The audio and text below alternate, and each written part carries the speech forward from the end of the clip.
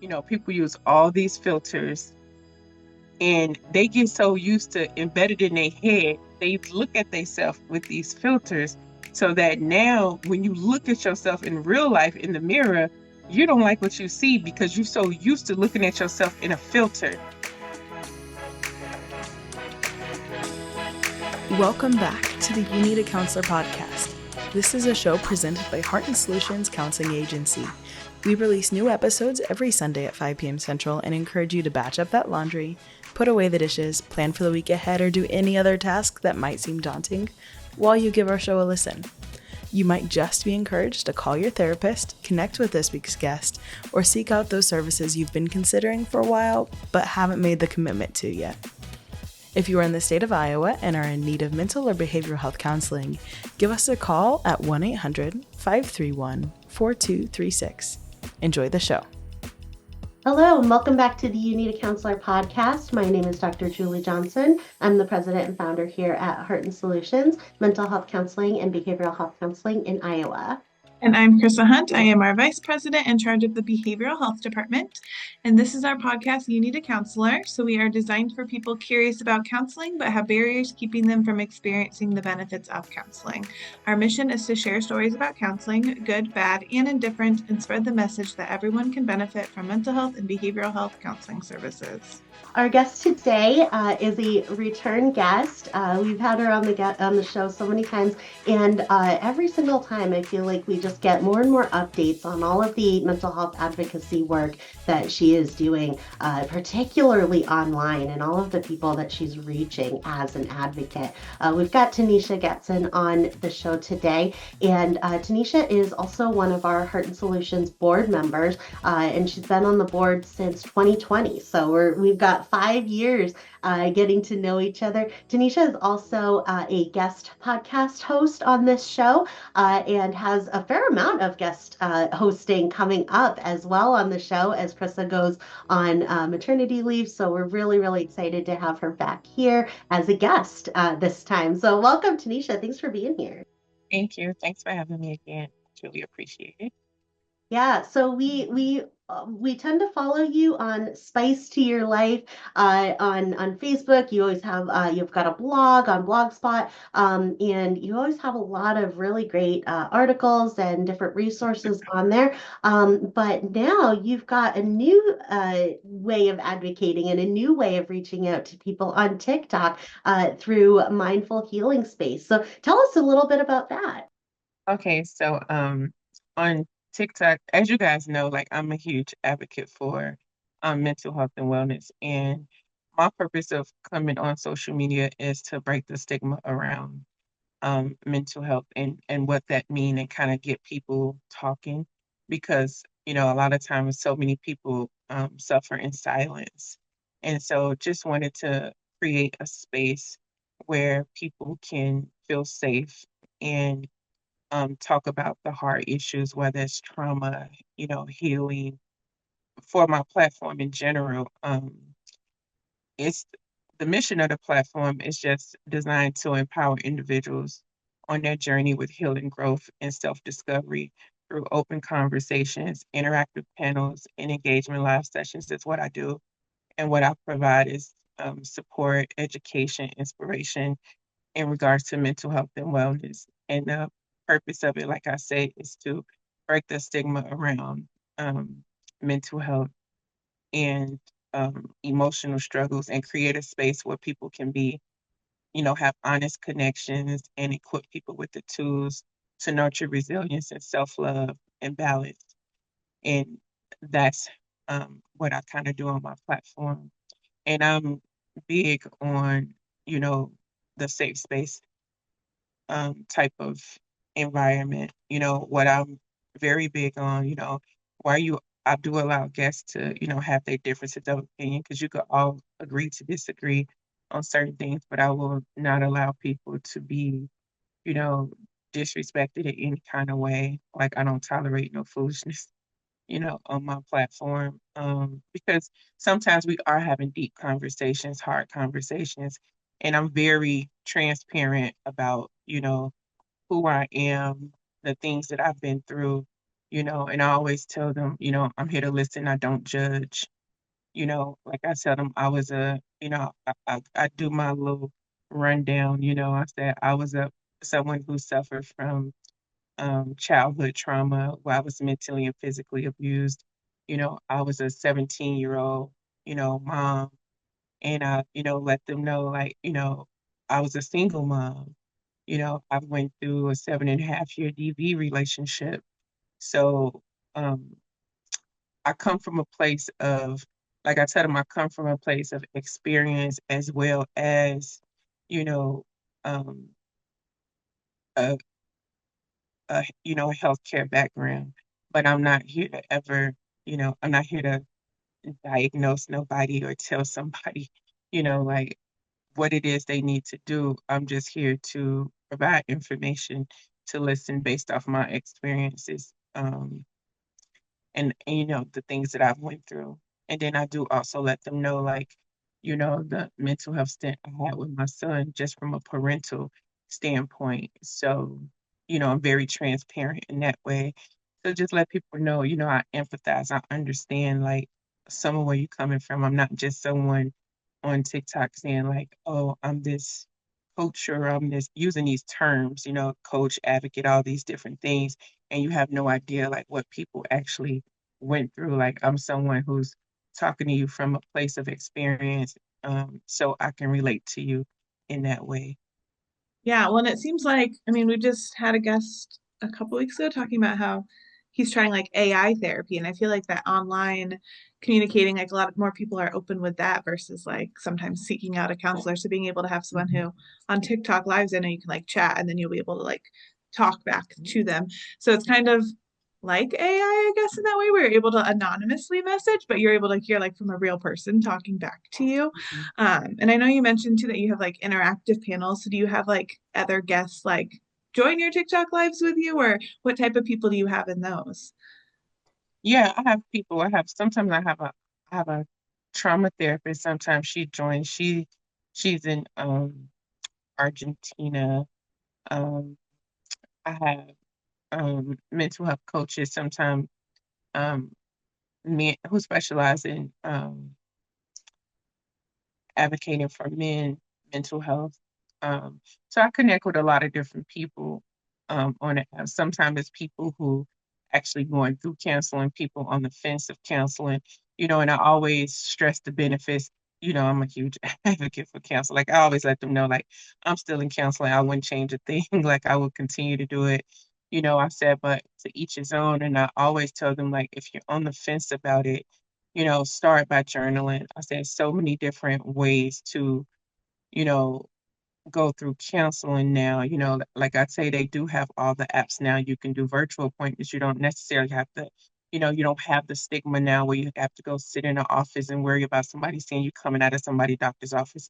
It can be done discreetly. I said you can even pick counselors based on, your belief system, or, I said so many different ways that you can do it now. So I said, and sometimes you might not gel with the first person that you see, and even sometimes like talking about, like I get a lot of people on my platform like, well, I tried taking such and such medication. I said, but people have the wrong. When I start talking about medication, I really have to make a disclaimer because I'm like, I'm not an MD, and I said, you got to check with your medical provider. I said, but what I said, for educational purposes only. I said, when you are on a psychosis medication, I said, what people don't realize, it's not like you taking a Tylenol for instant relief. I said, those medications, you have to take it anywhere from 4 to 8 weeks for it to get in your system for it to work. I said, it's not something that's instantaneously. It don't work like that. And I said, even when you do get a medication, who's to say that that medication is the one that's going to work for you? You might have to add to it. You might have to change it, the dosage. I said, so it just all depends. I said, you got to realize medication is helping you with a chemical imbalance somewhere. I said, so, it just all depends on what works for you. I said, for you to say something didn't work and you took it for 2 days, it's not a Tylenol. I said, so you didn't even give it a chance to work. And I said, for a psychosis medication, you can't just abruptly stop taking something like that. I said, so you need to go check with your whoever your provider is who prescribed that medication for you because, you know, the way you're taking it is all wrong anyway. So how you expect to get help when you're not taking the medication like you're supposed to? So it'd be things like that. And even like when people want to talk about tough things, I always make a disclaimer. I said, if it's something that you feel uncomfortable with sharing on my platform, because I'm never trying to exploit anybody's personal life or personal stories. That's not what I'm here for. I said, you are welcome to, DM me. I can, talk to you personally, on Discord on a one-on-one, but I don't need you to personally tell something on this platform if you're uncomfortable, because that's not the purpose of the platform. I'm not trying to exploit anyone's story. I'm not trying to make anyone feel uncomfortable. That would defeat the whole purpose of why I'm here. So, but people just feel really comfortable, they come and they just say, I just feel so comfortable talking to you, you know, so they just continue to come back and people come back and they be looking for me like, oh, I thought you was gonna be here, or I was looking for you. Because last Friday, I did a 30-hour stream. Don't ask me why. Everybody was like, what is wrong with you? They like, I go to sleep, I go to the bathroom, but every night, who I see? Mindful. I know she's gonna be on here. So my people just pop in my room like, why are you still here? Do you sleep? And one person was like, are you in a fight with your bed? I was like, no. Thing is, it's like I say, that overnight hour term, it be so many people that come in that struggle. So it's like the need is there. So sometimes I get caught up in people, you know, going through things and they talking. Sometimes I can get people just get up out their sleep. They have an anxiety. They come in my room, they crying and so it just you just get caught up in all of that. You know what I'm saying? So it's like before you know it, time done went by. It's morning, and I'm like, oh man, what time it is? I gotta work in a couple hours. But but I just don't. I just feel like I just can't like, oh, let me shut my lab down. I gotta go. Like so. Yeah, it just be hard for me. Like one day I had I don't know how this 16-year-old kid ended up getting my lab when I always have my audience control on, but he was going through some grief. His grandmother had just passed away, and he was saying how he was struggling with it. And I was asking him, because when I heard the voice, I was like, how old are you? And he was like 16. And I was like, how did you get in my room? Like, and then one of the people that was on my panel, she was like, well, God must have let him to your room. He must needed to be here, you know, for him to end up here. But anyway, I was talking to him because he was saying like, how can I help him like with grief? Like like how long it's gonna end or anything like that. And I said, let me explain something to you. And I always tell people this. I said, grief doesn't have an expiration date, and if you're around someone and they tell you that, you know, you should be over it and you get this amount of time, I said, grief doesn't have no time frame. I said you could be triggered by birthdays, memories, holidays, like, I said, depending on who that person was to you in your life and what they meant to you, it's no expiration date on grief, And I was just telling him like, because he was saying that was his mom's mom. And I said, "Well, I understand you're grieving, but you have to also understand your mom is grieving too. So you have to be a little patient with her because she probably can't be of a support to you right now because she's grieving her own self as well." So he was in San Antonio, Texas. So I gave him some phone numbers for him to call for some teen crisis and group numbers that's in his state because by him being a teen and you know evidently he got to be hurt, he's reaching out, so I just didn't feel comfortable just like letting him to say, oh, okay, go ahead. So I gave him some phone numbers to call for him to try to get some help in his local area where he was. But like stuff like that is kind of like what I do like on my platform. And then it's like if I'm teaching on something, because a lot of times people say like, well, what's the subject for tonight? Or, what are we talking about tonight? Like when I did a topic on postpartum depression, that was something that was really huge because I experienced that. But when I experienced it was 1997. It was a very different time. So I went from my experience to it was a lot of women who, came and, they was experiencing, it currently. And it was a really good it was a really, really good live, and people was asking me like, "Can you do it again? Can you do it again?" I think we ended up talking like for 3 or 4 hours that particular night, um, when we did that particular live. But one of the women who come to my live, she requested it that I do it, and that's how I end up doing that particular topic. Because on Thursdays, um, I would do like a deep dive into whatever topic they want me to talk about. Like one time we was talking about like menopause and going down that road of what all that is. And so it just depends on like what it is and what people, you know, want to hear about.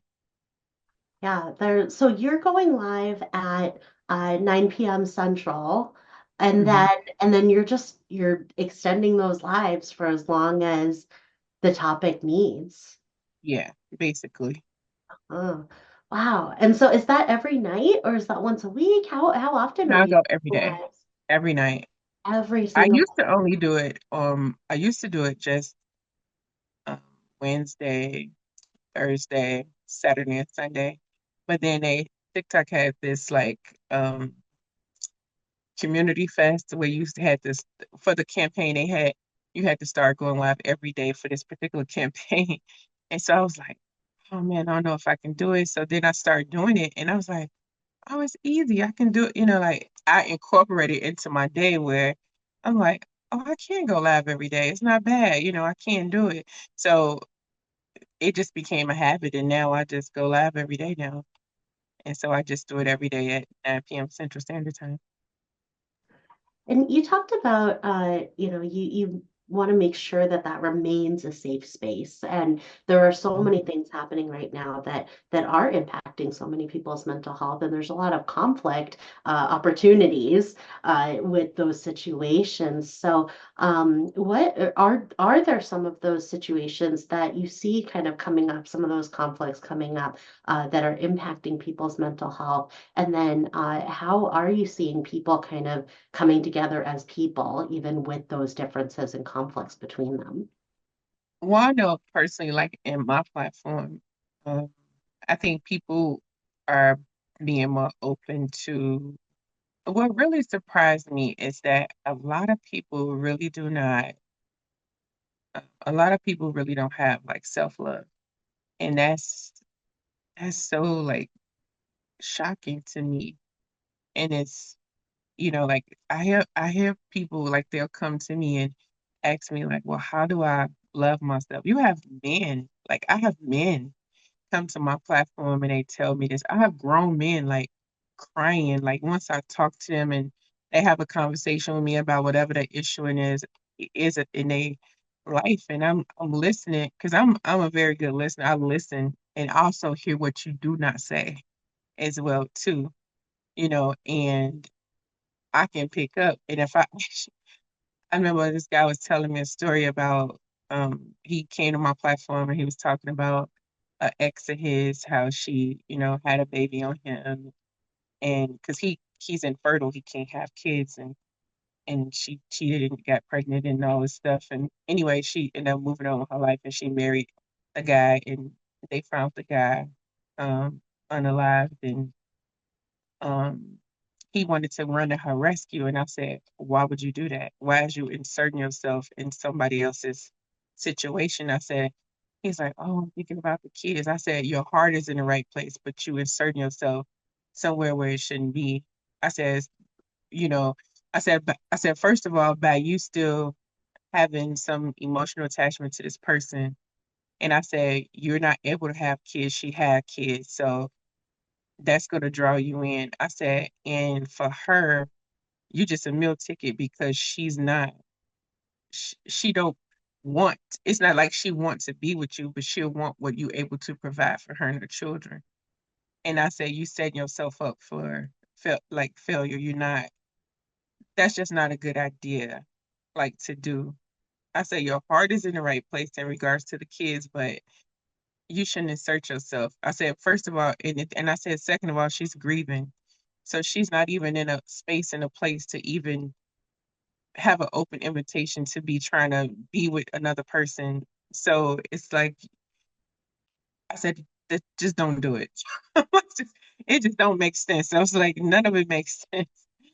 And so he ended up coming back, and because he was like, "Oh, I just want to give her a place to stay for her and her kids." And I was like, "That's not your job. It's not your business. You just you just gotta leave it alone."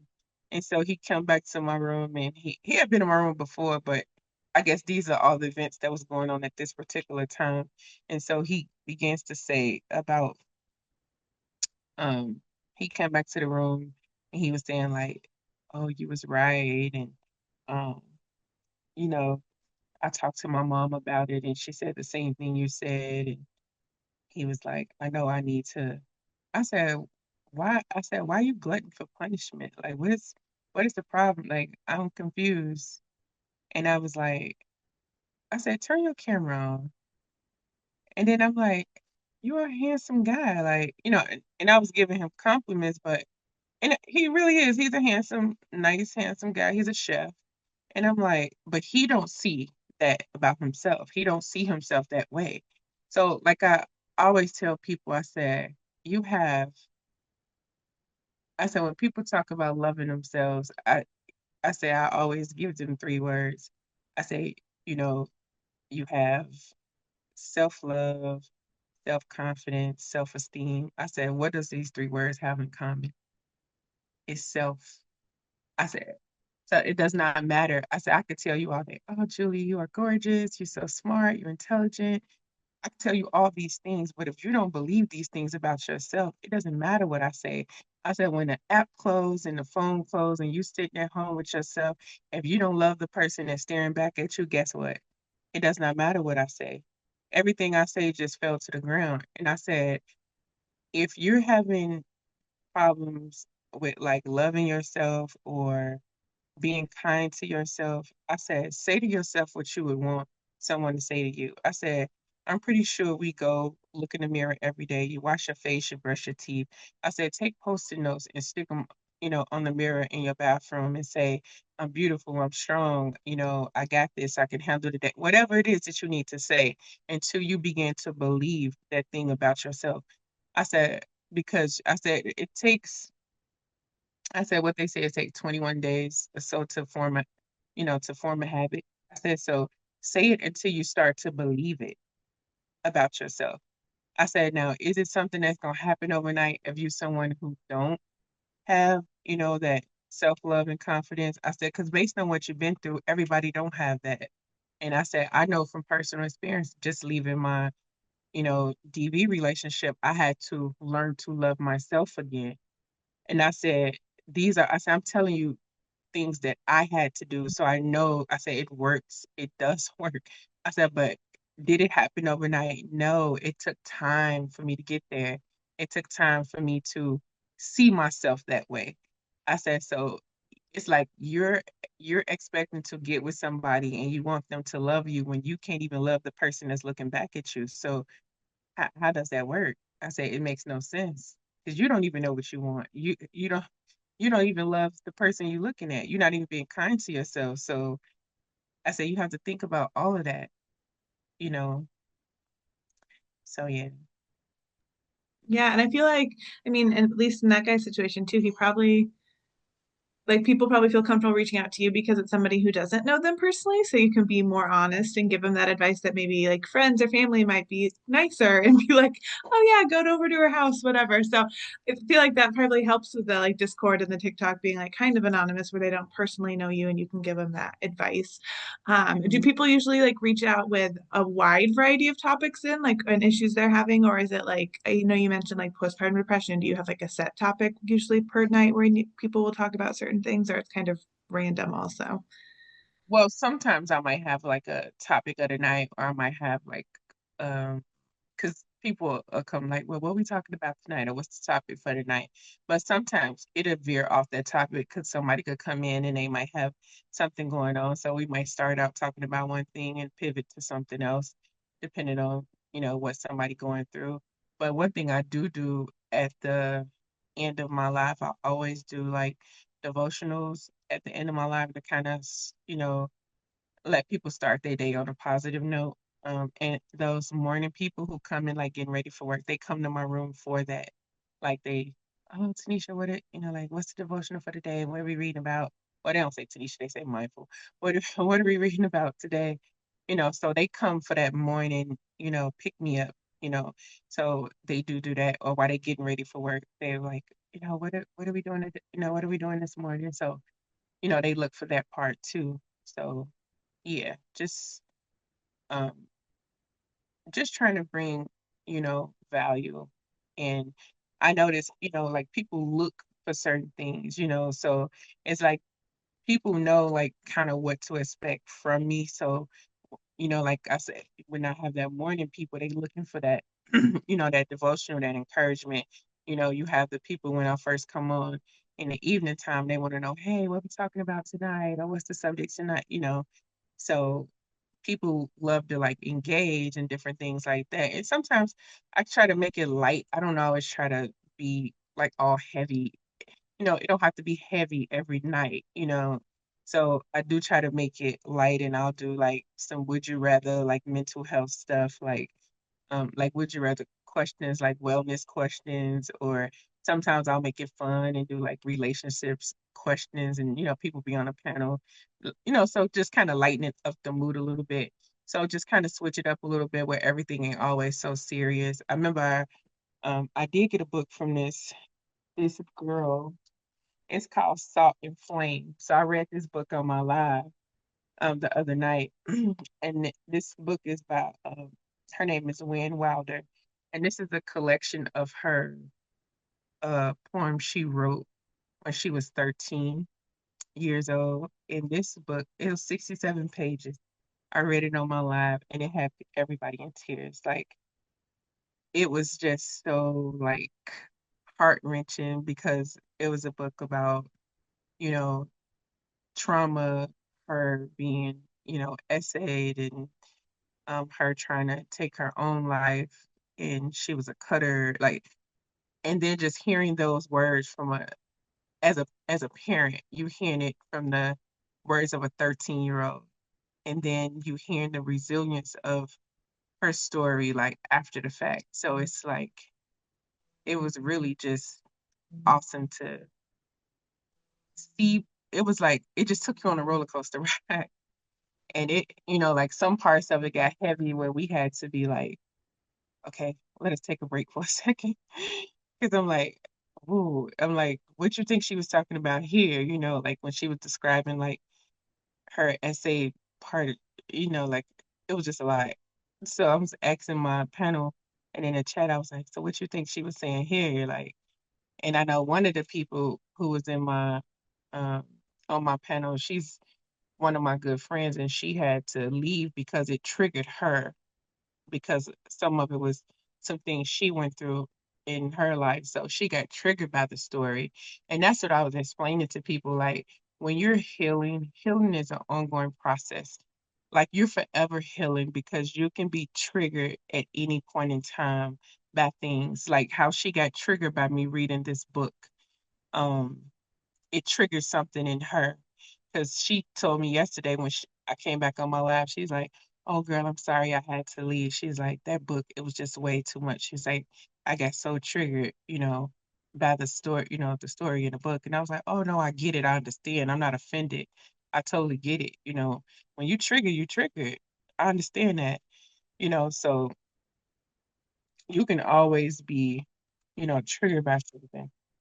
So, but yeah, so like stuff like that, like on my life um because this book and the things that it was talking about, like trauma, um, healing, resilience. Um, I chose to read it on my live as part of what I wanted to talk about that particular night. And so that was part of what I did within my life, reading this book on the live. So it'll be stuff like that that I'll do because sometimes I'll do like self-help prompts. Like whenever I'm doing a subject, like even when I did like the menopause um, live session I always have like a follow-up like PDF that I will give to people so they can do like, journal prompts they can follow up with, or if it's key points that I talk to them about. A lot of times people wanna, well, what was that you were saying? Or they might DM me and I say, oh, just send me your email and I'll send you over, the PDF and they can kind of look at it on their own. So that's kind of like what I do when I'm talking about something specifically that, you know, the collective wanted to hear. Yeah, I love what you are describing about self-love. I think there's kind of a dichotomy in our culture where it feels like, I think for a lot of us growing up, there was this message of like, we can't focus on ourselves. We have to focus on other people, right? We got to take care of the people around us. We can't focus on ourselves because then we get labeled as selfish, right? If we're thinking about ourselves in a situation. And I think about the ways that children even now are being taught the messages that children now are getting taught, right? Of don't be selfish, don't be selfish, share with your friends, do things that are helpful to the whole class, things like that. Um, but there is that line there of when we are focusing on ourselves in a way that doesn't negatively impact somebody else. So if we are able to say, okay, am I looking for that self-validation and that self-love and that self-acceptance? Am I looking for that? Am I looking for clues to that in other people? Am I looking for that reaction in other people?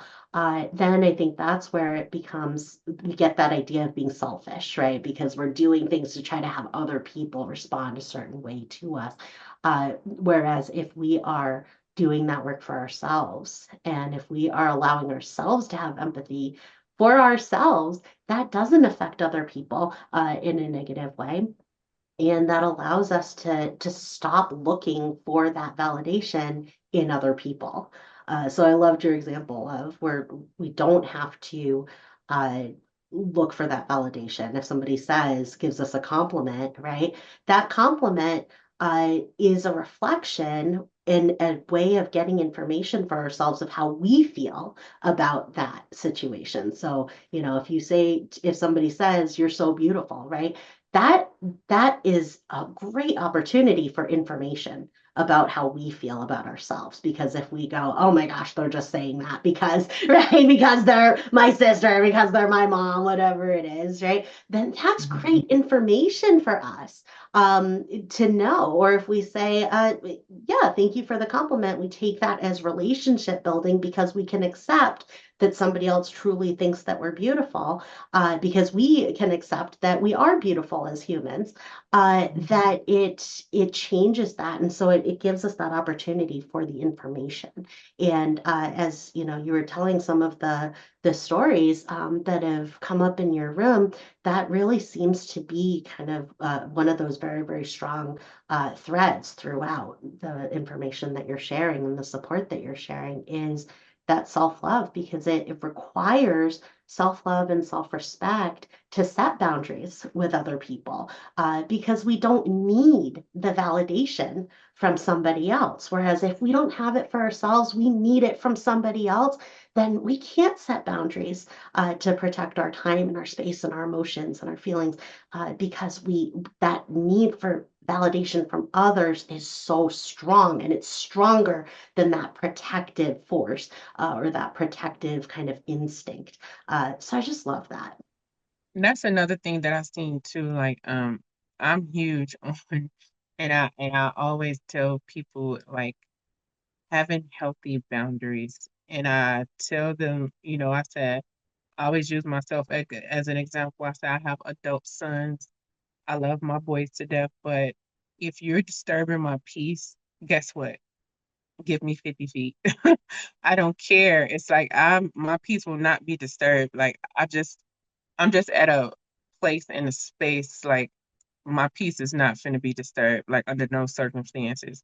And I'm keen on that. It's like it ain't that I don't care about what you're going through or anything like that, but it's like you over here with it, and I'm not finna, like I'm just not. I can't deal with it.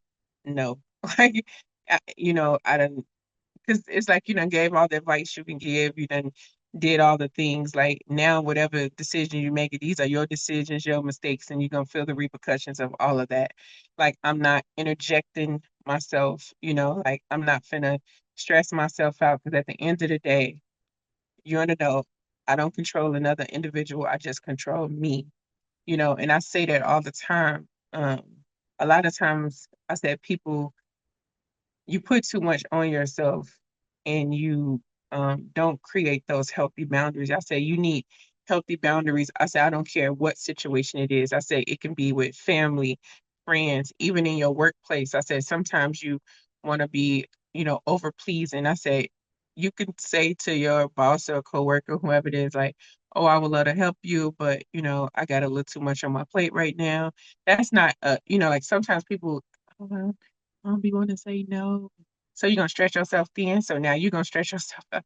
Like, no, you can't do that. Because at the end of the day, now you're affecting your self-care, yours, like now it's affecting you and your stress level, your health. Like, why do that to yourself when you didn't have to? You took on something that you didn't overtly have to take on.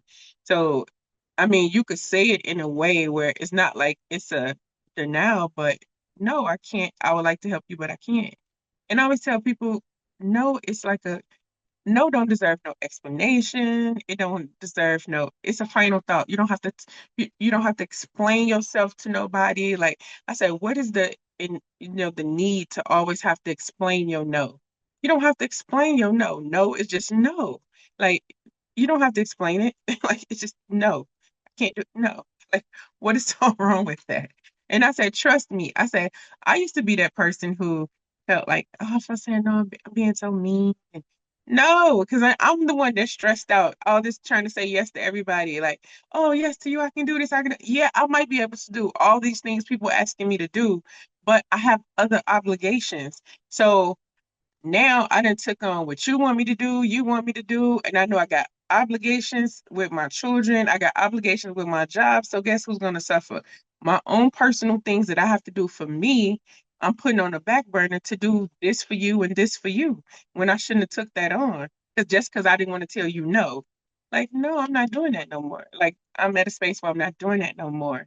And also we had did I did a subject on um perfectionism.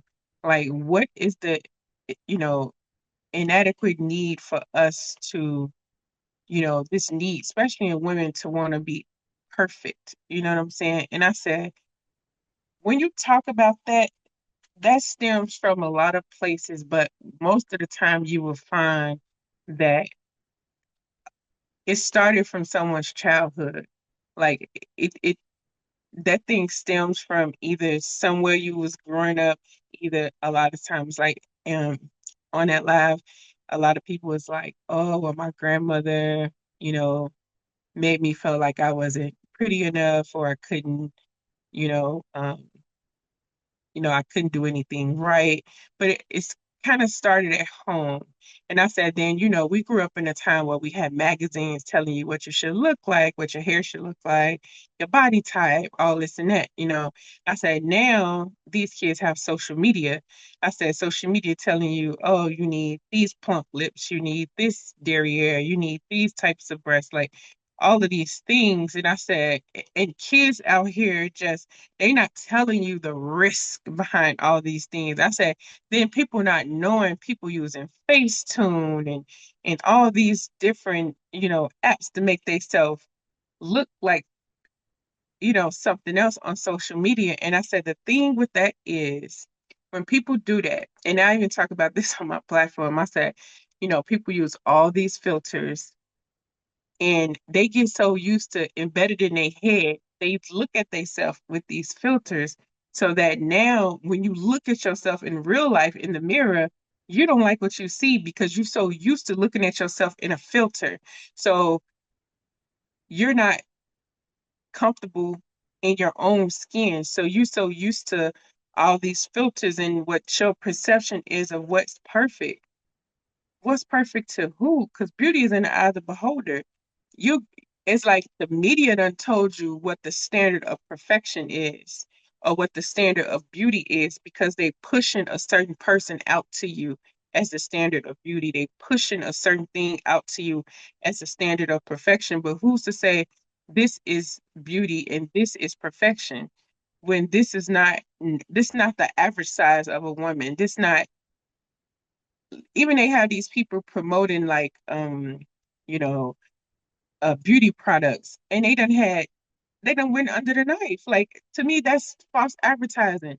How you have somebody who went under the knife promote a beauty product to tell somebody they could look like them and they don't went under the knife? Like that's to me that's people don't even pay attention to that part. They just paying attention to the fact that oh, so and so, I could look like them. Like I remember the trend was going on with the Kylie Jenner lips. Person never she was never telling them she had lip injections, but I don't know how they did not know that if they go back and look at the old shows and know she never had no lips.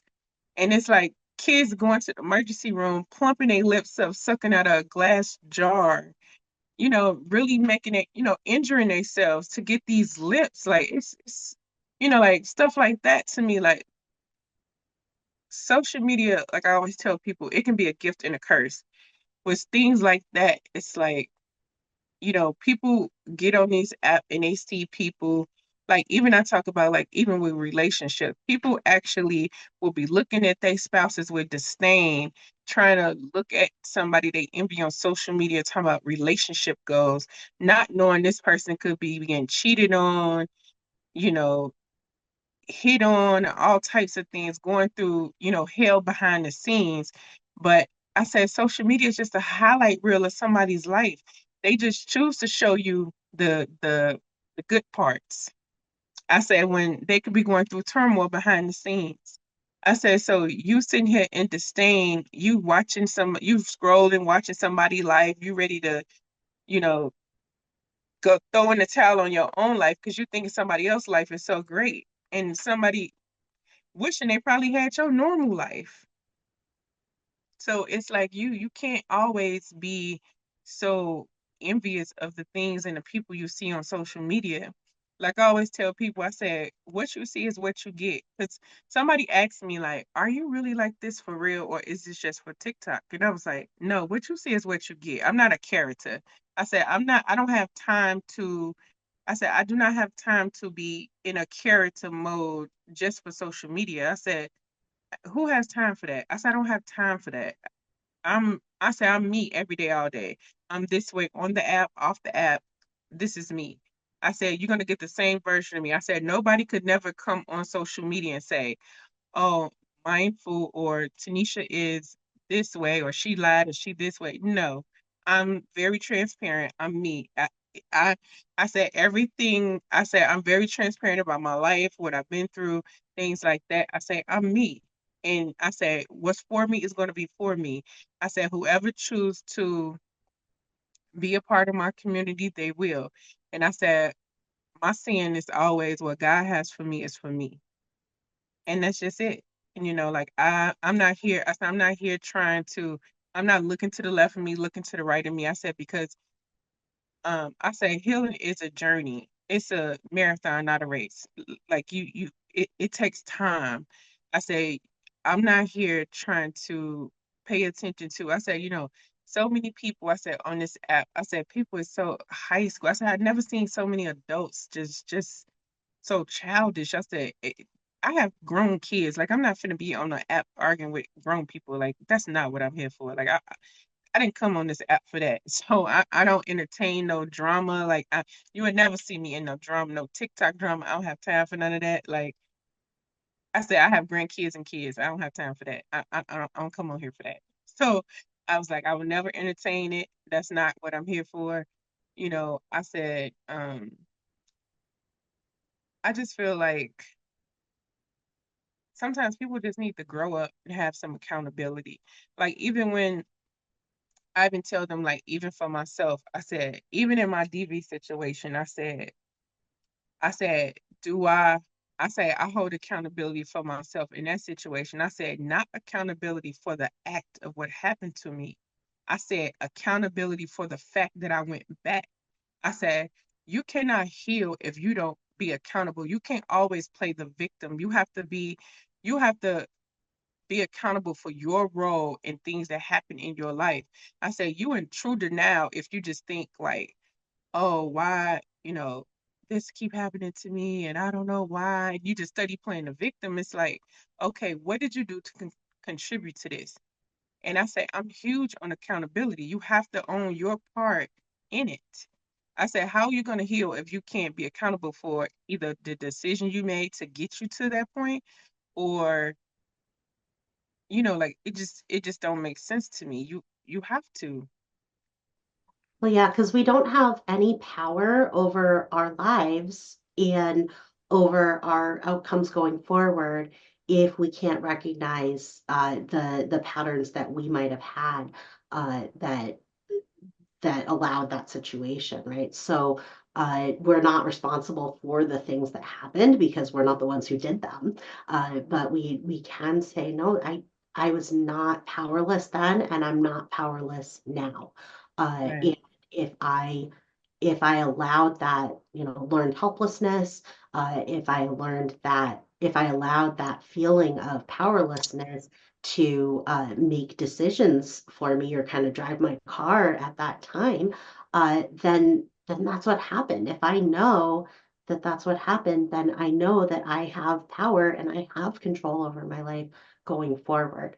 And without that sense of, okay, there were decisions that I made. I did have some choices, and I know what they were. Now I can make those choices going forward. I always love, you talked last time about your adult kids and how like you're, having a large extended family and how it's so difficult to set those boundaries and say like, I'm working out today. Well, like I'm going for a walk right now. That's Yeah. what's happening, and so it's so easy to kind of have that sense of helplessness and go, well, now I can't go for a walk because, so and so is calling and needs me at this time or needs me to do something for them. And that ability to say, no, when I was allowing those things to kind of drive my car and drive my outcomes, then these were the outcomes I was getting. And I did have control. I did have some power there to make some choices. And I have some power today to make those choices. And I just think it's beautiful because we've known you since 2020. And so when you say to your TikTok group followers, when you say you're authentic all of the time, absolutely, you are authentic all of the time. We've known you for 5 years and we've gotten to talk to you, once a quarter at board meetings and gotten to talk to you on here so many times. And you always show up and you always have that same message of hope and accountability, because you can't have hope without accountability. You just can't have it. And so yeah, it is a beautiful thing. And when you're talking about social media and how they, in magazines previously and now social media, how companies will try to sell products, what they're trying to capture is that hope. And so, but you can't have hope without accountability. And so, if we're tempted to play that comparison game, right, or have that envy of, oh gosh, if I just had that, right, I'm putting my hope in a product. Can't have it. I need to have that responsibility too, and that self accountability to go, wait, is that product going to make my life better, right? Is that going to change it? And even if it did, even if it was a miracle product and it gave me the lips that I wanted, right, or the hair that I wanted, even Hmm. then, is that going to change my situation or make me happier in the long run? Right. Yeah. Yeah, I think it's there's so many of these pieces that are so important, and absolutely we all have situations that we don't have control over, but we have control over ourselves. And I think that's the message that you always bring to the table. Yeah. So gosh, a 30-hour TikTok live is incredible. And what you're really talking about is just keep holding space for people. And so if somebody comes in the middle of the night and needs that support in that moment, it's just wonderful to know that you're there. So looking on TikTok, if you're listening to this and you go, okay, there are some of those late nights where I can't sleep and I Yeah. need somebody to talk to about what's running through my head. Definitely look up Mindful Healing Space on there because, gosh, if you're willing to put in 30 hours just to be there for somebody who might need you at that time, that's amazing commitment and such great advocacy that you're doing, Tanisha. We love it. So, yeah, we love having you on, of course, and we'd Thank love to you. have you on again. And of course, we love having you co-host as well. We've got a lot of those coming Yeah, up. I'm looking forward to that. Me too. Me too. Be on the other end. It's just been amazing to me, getting to know you over the last 5 years and just seeing all of these things and how authentically you are. When you're telling these things to people, it's not just that you're telling them to people, you are living them and you are continuing that journey every time. And we see it every single time that we get to chat with you. So we're just very, very proud of you. Thank you. So again, look for Tanisha at Mindful Healing Space on TikTok and on Discord.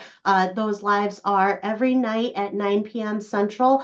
And there are panelists, there's psychoeducation happening, there are group discussions happening over there. So definitely go check her out. I'm Tenesha Gatson, and I need a counselor. And I'm Krista Hunt, And I'm Julie Johnson, and we need a counselor. and so do you. Bye. Thank you for listening to the You Need a Counselor podcast. We are so grateful that you're here. You can also find and connect with You Need a Counselor on Facebook and Instagram. If you've enjoyed today's show, please take a moment to like, review, or leave a comment, as all of these things help others to find and benefit from the podcast as well. If you're in the state of Iowa and interested in mental health counseling or behavioral health intervention services, give us